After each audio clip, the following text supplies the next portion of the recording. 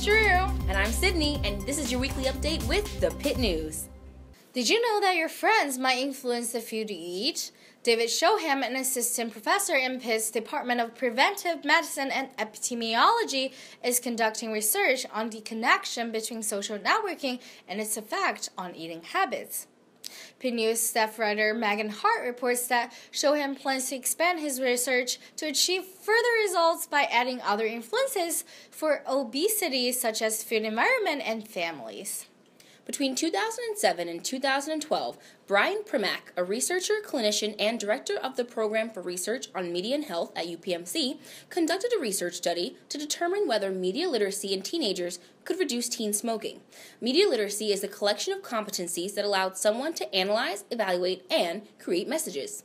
Primack and his team said that equipping teens with skills to see through to pro-tobacco advertisements will help them analyze messages and decide whether or not to smoke. The Allegheny County Council has recently approved a construction project that will create housing and office space on Forbes Avenue near McGee Women's Hospital. According to Gary Wilson, an urban planner and realtor working with MWK Forbes LLC, construction should begin by the end of the year, and the total cost will exceed $30 million.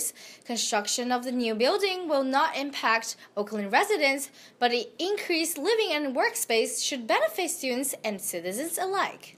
On Tuesday, the Student Government Board introduced a new program, the Crisis Relief Fund, to expedite fundraising efforts surrounding students' housing crises.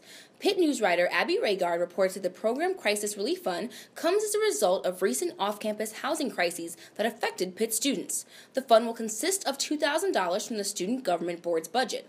Students who don't have housing insurance are eligible for crisis relief funding and may receive up to $250. Board member Graham Meyer and Board President Mike Knights have been working on the fundraising program. The Student Government Board will vote on the program at their next meeting.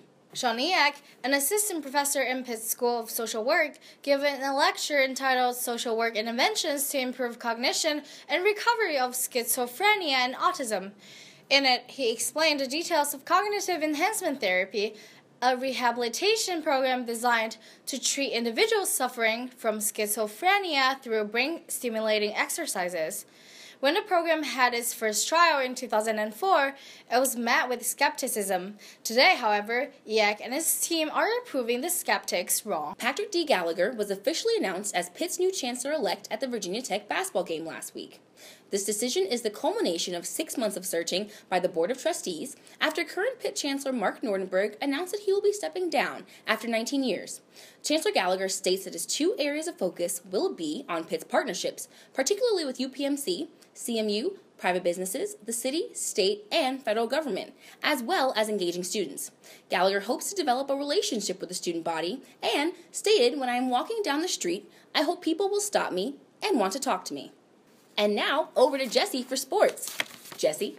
Well, thanks, Sydney, but the Lady Panthers aren't doing too hot these days. After falling to Wake Forest on Sunday and then in North Carolina Thursday night, the Panthers came home to take on the Clemson Tigers in hope of breaking their 4-game losing streak.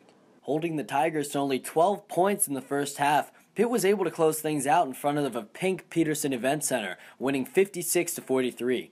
High scorers for the Panthers were Brianna Kiesel with 20 points and Lo Briggs with 16. They take on Virginia Tech this Thursday night in Blacksburg. As everyone knows, the Pitt community watched Syracuse's Tyler Ennis hit a 35-footer to slide past the Panthers, but that L in the loss column doesn't represent how well Pitt actually played, as they held a lead on Syracuse for exactly 39 of the 40 minutes of action.